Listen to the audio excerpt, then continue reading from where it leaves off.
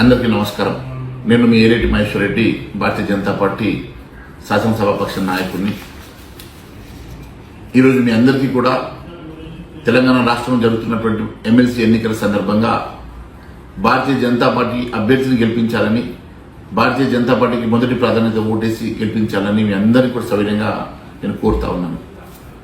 ఈరోజు తెలంగాణ రాష్ట్రంలో జరుగుతున్నటువంటి శాసనమండలి ఎన్నికల్లో భారతీయ జనతా పార్టీని ఎదుర్కోలేక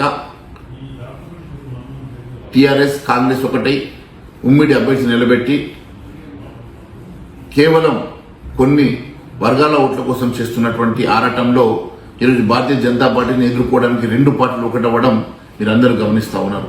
మీరంతా విద్యావేత్తలు, మేధావులు.